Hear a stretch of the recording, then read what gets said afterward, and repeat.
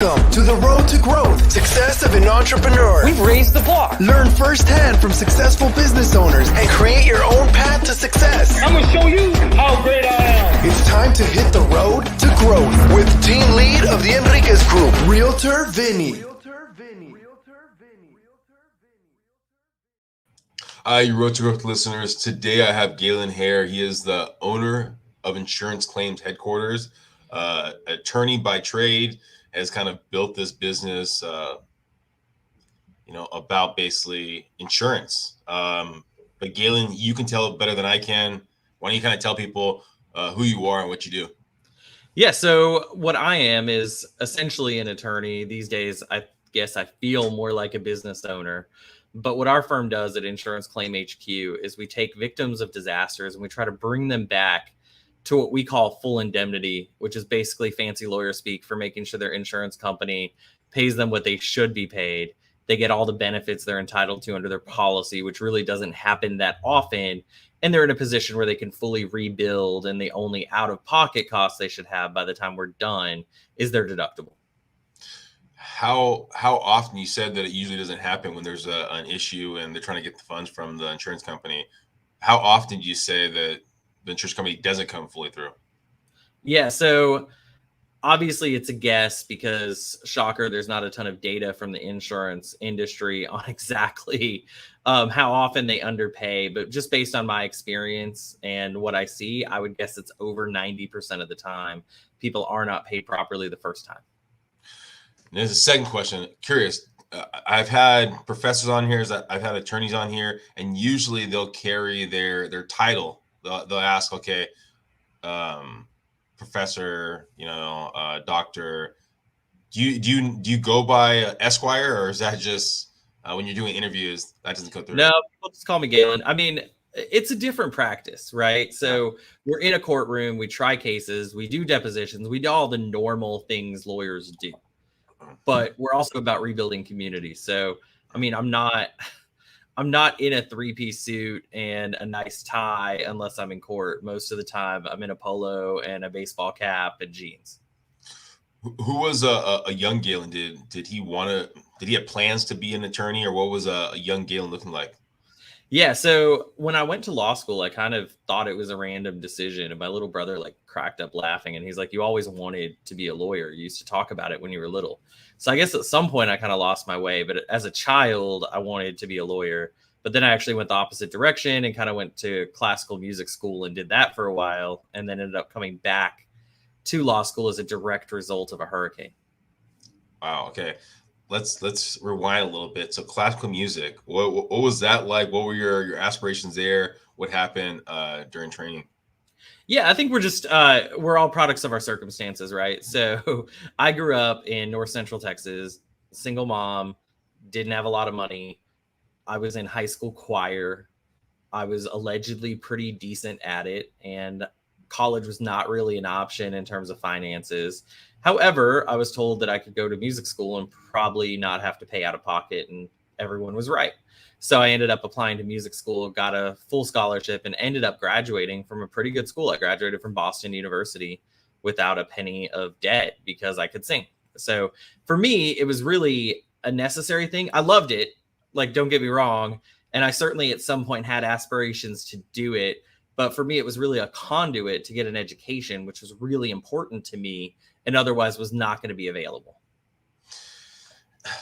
Again, I've had people on here that have had some kind of passion before, stand-up comedians, musicians, whatever it might be, and they switch careers, but then sometimes they'll try to find ways to incorporate their old life into their kind of new life.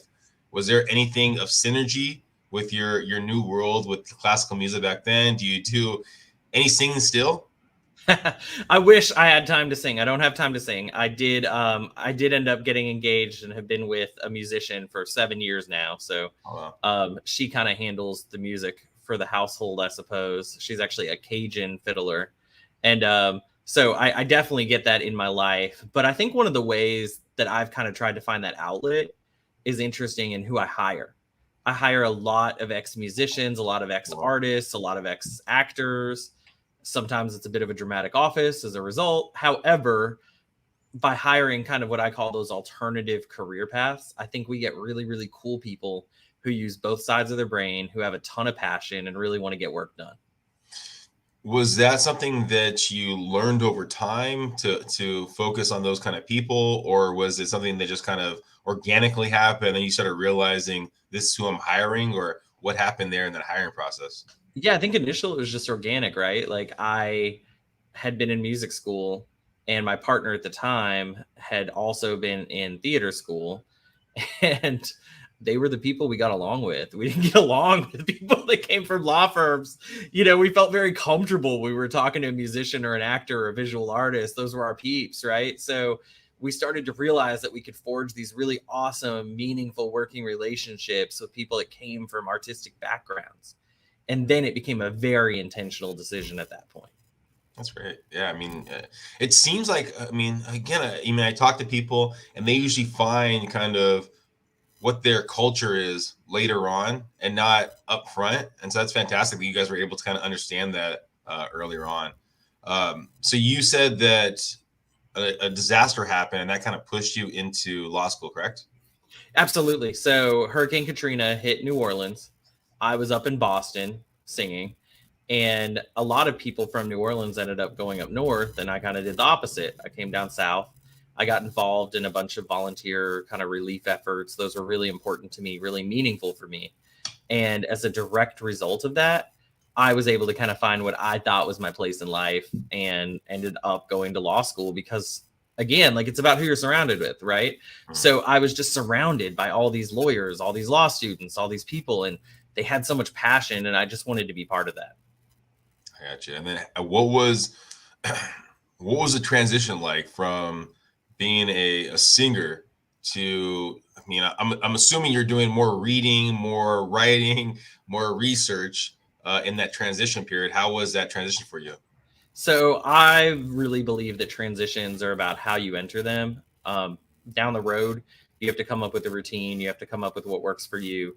But I'm a big fan of kind of throwing yourself all in order to make the transition smoother. I'm not one of those like slowly wind up kind of people, right? So what I did was my first year of law school, I was ridiculously regimented. I ate the same thing for breakfast every day. I had like a grapefruit and like a granola bar. I got to the classroom at 7 a.m., even if my first class was at 8 or 10 or 11, it didn't matter.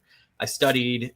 I had a certain time every night that I left the library and went home, and then I studied for another hour or two, and then I watched TV for an hour and went to bed. Like every night, my first year of law school was exactly the same.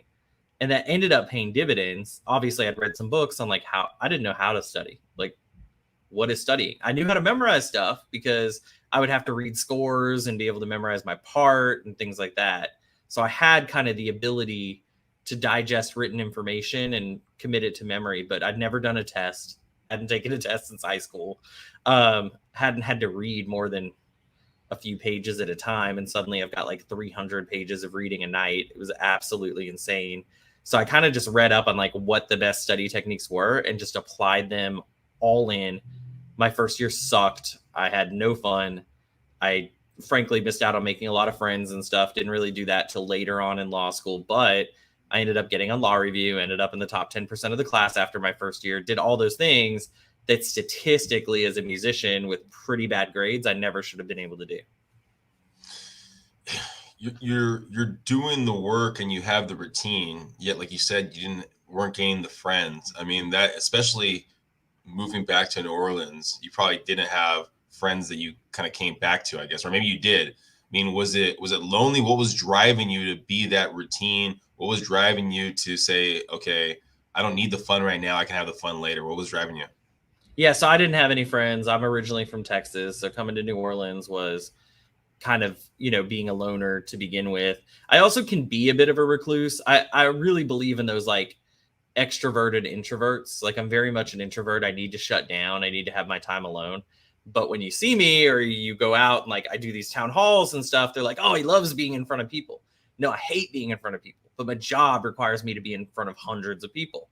So I think what I did kind of to cope with that is I found my own outlets, found my own things that made me happy. It was lonely, but friendships are important and relationships are really, really important. So I did those later.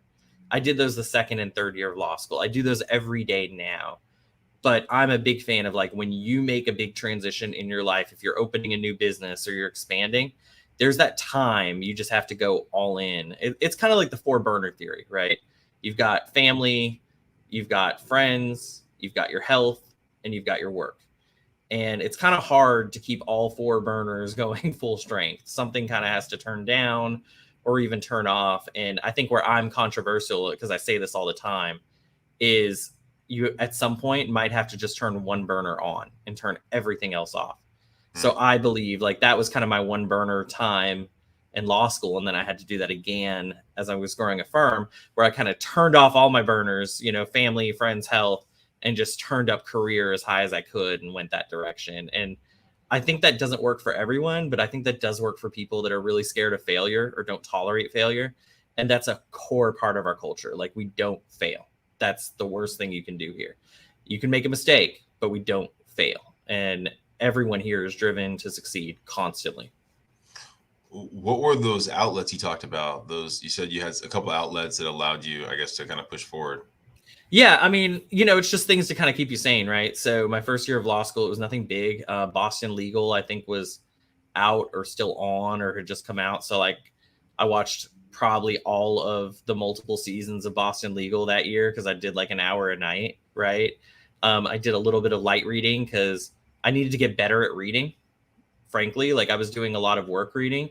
So I found books that I was interested in, probably would be embarrassed to like talk about it. You know, now it's like self-help books. Back then it was like Tucker Max and stuff like that. Right. You know, just funny things that kind of kept me rolling. But just having that little bit of time, I got super addicted to Taco Bell. You know, just something that makes you happy while you kind of do the rest of what you have to do. Because if you're going to go all in, you do have to keep yourself satisfied in some kind of way. So you talked about the idea of turning all 3 of the burners off, but having 1 on. Is there a process that you went through in the second year of slowly turning on the other burners and going, okay, now I have to force myself to go out. I have to force myself to network, to find other people. What was that process like? Yeah, you know, I think it's easy because you want those things.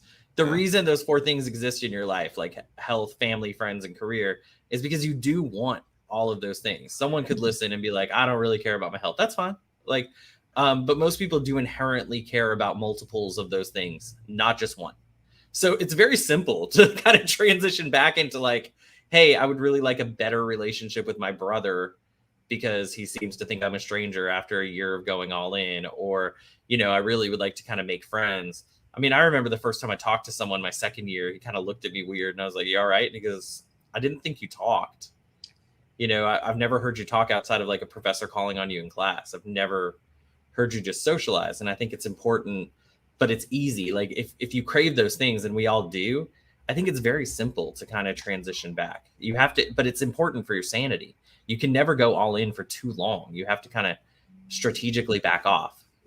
Well, I think some people, what they'll do is when they turn those things back on and they see how good they are, they go the other direction where they go, okay, I want more of these things. They forget about the thing that they had that full burner on of schooling or whatever it might be. So did you have to put like a allotment on how much you allow yourself to incorporate those other things back into your life? Or was it kind of, you slowly started filling in and just felt that was the right kind of balance? I think a lot of people have to put an allotment. Here's how much I'll do this. Here's how much I'll do that. I'm not that type of person because I'm very goal oriented. So like if my goal is right now, my goal is build the largest property casualty firm in the country. Right now, I'm kind of in an all in, you know, I've gained a lot of weight. I'll work on getting that down later. You know, my fiance still loves me. I don't know why, you know, and I don't see my friends as often. So I'm kind of back in an all-in phase, but in another year, we're probably in the top 5 right now. In another year, we'll be the top 3 or even the top 1. And I'll start to kind of add back in, get to see my godkids more, get to spend more time with my family and friends. But having kind of strategically done this over the years, I know that that will come organically because I'll stay focused on my ultimate goal, which is to become the largest property casualty firm in the country. So I won't let that sacrifice, you know, but I will strategically say, okay, it's all right for this thing that would have taken me 3 months and I'm all in to take me 6 months now. because I want to hang out with my godkids, because that's important to me, because I do need to spend some time cooking my meals so I'm not eating trash today. That's okay. There's nothing wrong with that. And I think you strategically have to know when to go all in and then back off again. What was the conversation like with your wife when you go, hey, I'm going to be turning off some burners, or turning them down at least? I want you to be aware of this. What was the conversation like? And now, because you have a partner with you that you can't just churn away, you have to basically incorporate in one of those burners.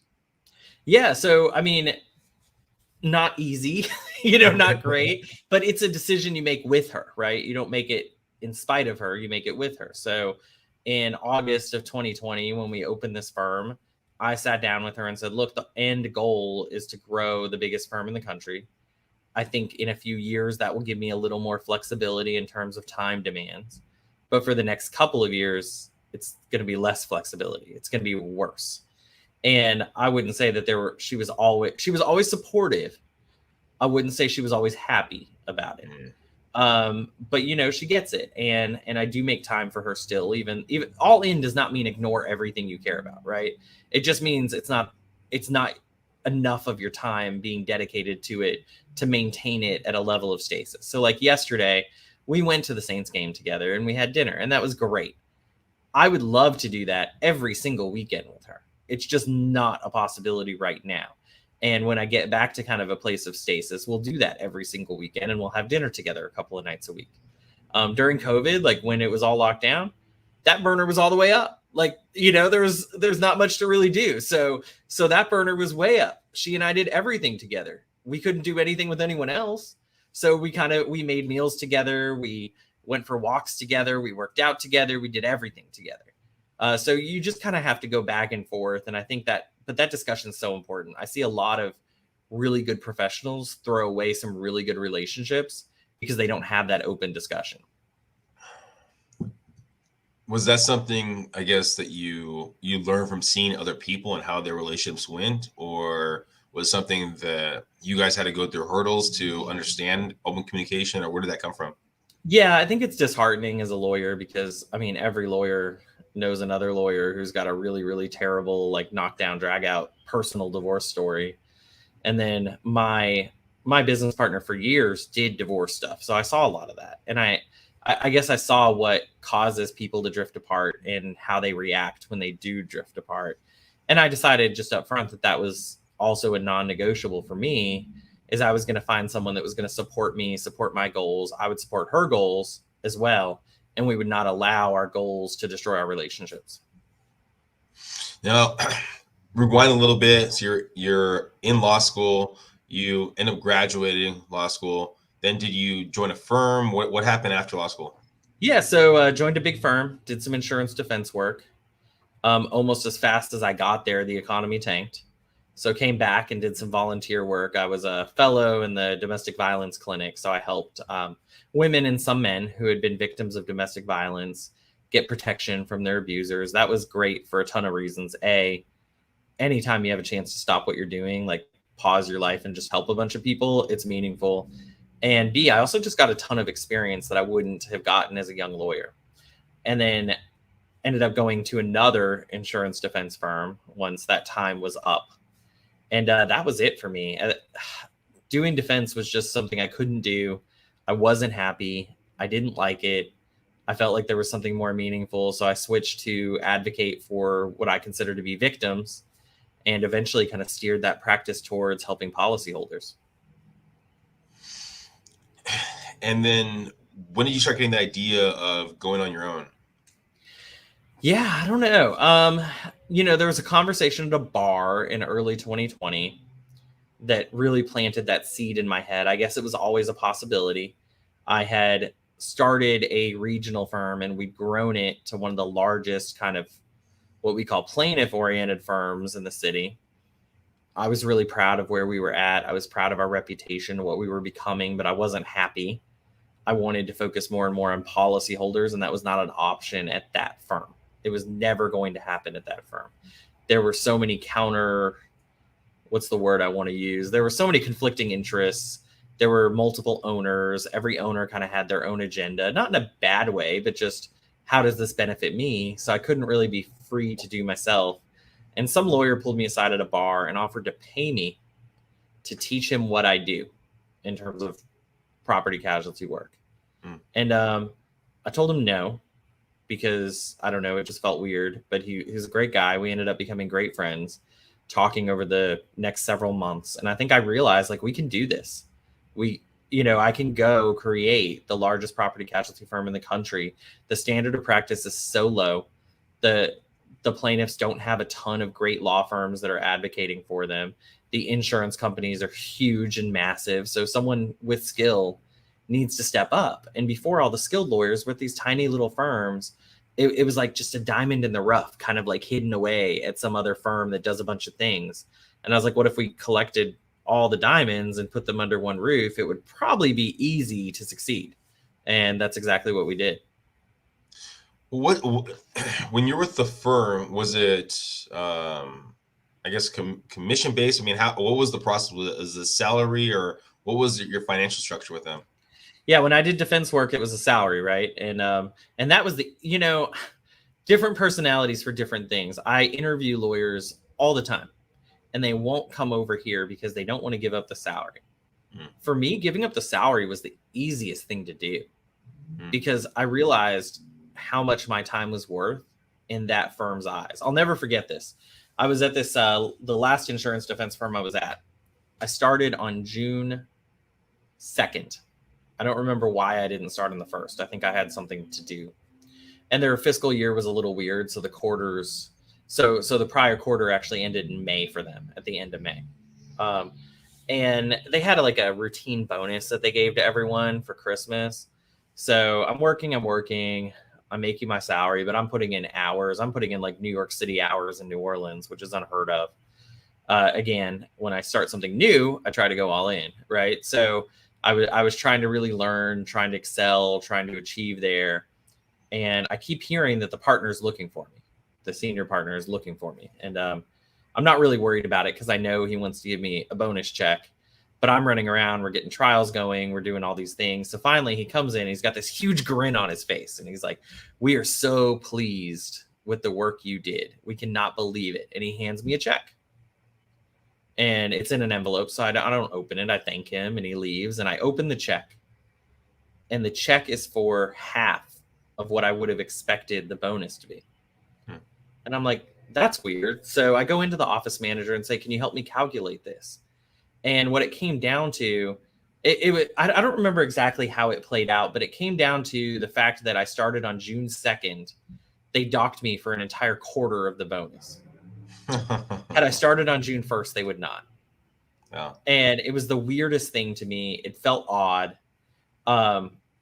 It felt wrong in my mind, because I guess I'd worked one day less than the full quarter.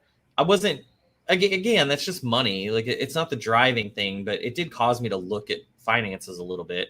So I knew what my billable hour rate was. I knew how many billable hours I did. I knew that my hours hardly ever got cut. So like at 2 a.m. one night, I'm like doing the math, and I realized that I've earned like $1.6 million in revenue for this firm this year. And that is why they are so psyched to have me. And $1.6 million since June, mind you, to the end of the year. And I did the math, and they had paid me like $60,000. And I was like, oh, there's a better way to handle this, right? Like, so I very politely put in my notice, let them know I wanted to leave, and we parted ways. And honestly, I think they were happy to see me go, because I think they knew I wasn't going to stick around forever either. And, when you have someone that's at your organization, or you're at an organization and you're already kind of thinking about leaving, you're both wasting each other's time. So it was totally amicable, still very good friends with them. I even refer them cases and stuff whenever I can. But it just financially, it was so easy to give up. Now on the plaintiff side, everyone I hire pretty much, other than support staff, are contingent. They only make money when they make money for the firm. But I give them a much bigger piece. So I have young attorneys making 6, 7, 8, 9, 10 times what defense attorneys that same age are making. Now, yes, you're making a lot of money for them, yet you were also getting a set amount. Was there any kind of second thought in your head of going, "Hey, I'm going on my own, I'm starting my own thing, I don't have anything lined up or anything set? Or was it just confidence? Hey, it's going to happen. Yeah, I mean, no, there was no confidence, but I wasn't worried, I guess. I think that's what I'm noticing is like a big personality issue, right? So there's two types of lawyers in my mind, and people want to say there's defense lawyers and there's plaintiff lawyers, but I think these two types of people exist across all professions.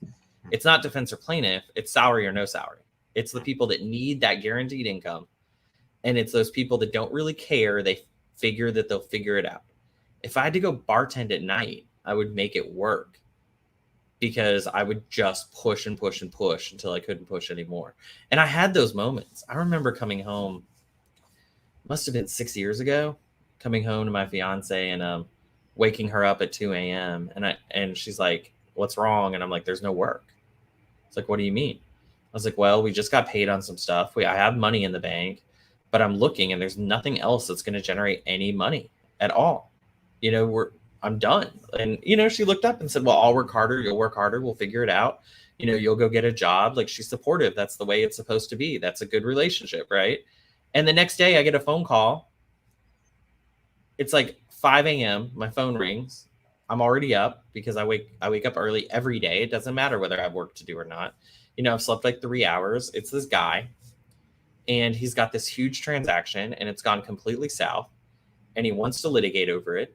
And it ends up being like a $3 million fee for my partner and I, like life-changing money the day after I was ready to throw in the towel. So, it's just funny because you have to push and you have to keep trying to make it work. And someone listening to this could say, "Well, that was luck." And it absolutely was luck. But you know what? It wasn't luck that he called me. It was luck he called me that day. He called me because he'd heard that we work our butts off and we fight really, really hard. Yeah. I mean,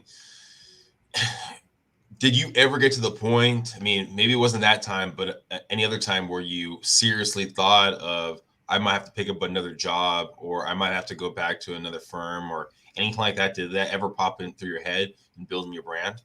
Oh, yeah. In the beginning, I mean, I never considered going back to a salaried position, but I always considered if it was a down month, I would take a part-time job or do whatever I had to do to earn the money. Now it's not an option. Yeah. Now we have so many mouths to feed here that if we have a down month, I don't know what I do, right? Because there's not enough part-time jobs in the world to keep all these people on the other side of that door employed. If looking back from all that you've learned over the years, looking back at that young attorney that just got out of law school, is there any advice that you would give yourself? Yeah, I think I probably would have encouraged myself to make the jump sooner. And it's not like it took me that long, but I'm amazed at how many professionals and non-professional paths, there's so much doubt injected into you from a young age. Everyone's like, "I hate these participation trophies. I hate all that." I mean, look, I'm all about having like a winner takes all atmosphere, whatever. But on the other hand, there is an advantage here, which is that we're encouraging kids to believe that they can achieve things. I don't like that we're necessarily encouraging them that it's okay that they don't achieve, right? But we're encouraging them to believe in themselves. And that's never a bad thing. And I don't know where, as adults or adolescents or wherever it happens, I don't know where we lose that path where we start self-doubting and that gets injected. I don't know whether it's our parents or whether it's school or whether we're just left to our own devices, but it's the single worst thing that can happen to you is that you start to doubt yourself. Because as soon as you switch to a negative, "I cannot achieve" mindset, you will be right 100% of the time. When you do have a negative thought or don't believe in yourself, because I'm assuming even as you're growing, I mean, I've talked to individuals that have accumulated a lot and they still have some self-doubt when they take that next stage. When you have that self-doubt, or when you've had that self-doubt, what do you lean on? Is it your wife? Is there something internally you lean on? What do you lean on in those moments? Yeah. So internally, I think about it. I mean, I don't call it meditation. I guess some people do, but I try to find a nice, quiet, dark place. I think about what it is I want to achieve. I do a lot of visualization. What does that look like? What do the steps look like? I learned that when I was in music school. You can't sing for more than like a couple hours a day max. Most people an hour a day. But you might have maybe 6 or 7 hours worth of stuff to learn. So you do a lot of visualization. Like, here's what it looks like in my mind and what it sounds like in my mind if I do this and if I change that and if I alter this. And string musicians, man, they might spend 4 or 5, 6 hours practicing when they're in school, but they might spend another 3 hours just thinking through, like, how do I move my fingers? How do I do this? Right. So visualization is time proven for artists. And I think it's the same for any business owner or even anyone working in a business. So I spend a lot of time thinking, okay, what do these steps look like? How do these go? They won't always happen that way in reality, but I feel like that helps me have it planned out. And the other thing, and man, it took me a long time to figure this out. This is where I really screwed up and where everyone else screws up. Having other business owners to confide in, to talk to, not to have that territorial, like, my business is my business and I don't want you seeing up my skirt. Like, show them up your skirt, let them see your books, like, talk to them. The best successes I've had today are because I trusted competitors with my ideas and bounced them off of them.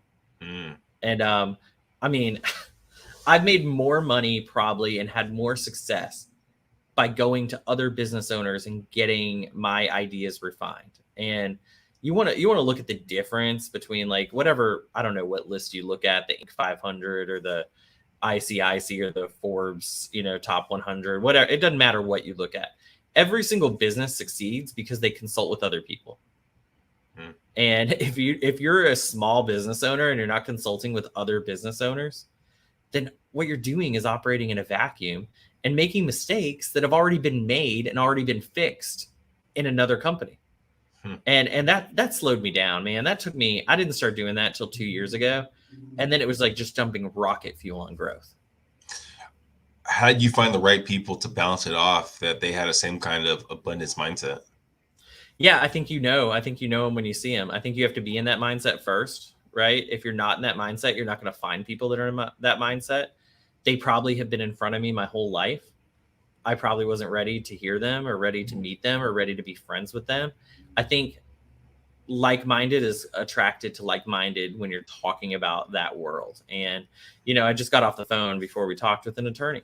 He's my competitor for all intents and purposes. He wasn't even in property damage. Now he's doing property damage work because we made him a bunch of money doing it. But he's a good friend. I trust him. I love him like a brother. And I have no problem calling him and saying, hey, here's this thing that I want to do. And what do you think? And he's either like, oh, that's a great idea, G, or no, I wouldn't do that. And here's why. Because as much as he's new to property damage, he grew one of the biggest personal injury firms in Louisiana. Right. Yeah. So I find people that are successful in their own field. I don't care what field it is. And I try to surround myself by them because maybe I can give them some advice sometimes and maybe they'll give me advice. And just being around those people makes you better. What's next? If, let's say, we're talking in 5 years from now, where are you going to be? Where's your company going to be? So I don't know, for me, at some point, I'm going to have to turn some burners off or shift some burners around. So I'd like to do that. I think I'm kind of addicted to unreasonable growth. So at some point, I don't know if there's a treatment center for that or whatever. But, for us, we want to be the number one in terms of volume and results property casualty firm in the country. As I said, I think we'll be there in the next couple of years. So from there, for us, it switches more to an advocacy based set of goals, meaning we want to be very active in legislation, very active in getting new laws passed, very active in changing the law, very active in protecting United States citizens and non-citizens that own property here from being taken advantage of by insurance companies. They spend a lot of time, a lot of money getting laws that favor them. And I think once we have kind of that bargaining power as the largest firm, we'll be able to shift things the other way. So that will be the next focus and the next goal, which will make us no money at all, but will benefit people. And that's really the goal, right? I think every business owner should say, when I hit that point that money's not a problem, what do I do to make the world better? Yeah. That makes sense. I mean, that's usually the next stage in growth. You start giving back and you usually get that in return. If someone's listening right now and they appreciate what you're doing, or maybe they have something came up, what's the best way of them reaching out to you or finding your firm? So we have a website and a phone number for anyone that needs our help, which is insuranceclaimhq.com. One claim, insuranceclaimhq.com. And we have a number 844-CLAIM-84.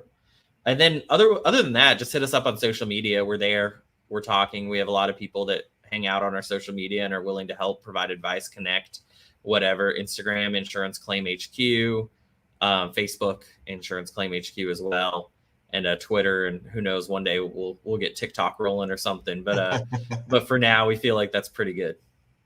That's great. Well, I appreciate you being here. Hopefully everyone listening got some great nuggets. It doesn't matter if you're a singer, a stand-up comedian, actor, you might have a place over at Galen's firm right there. So thank you, Galen, for being here. Everyone, please subscribe, please share, and go tell your friends. Bye, everyone.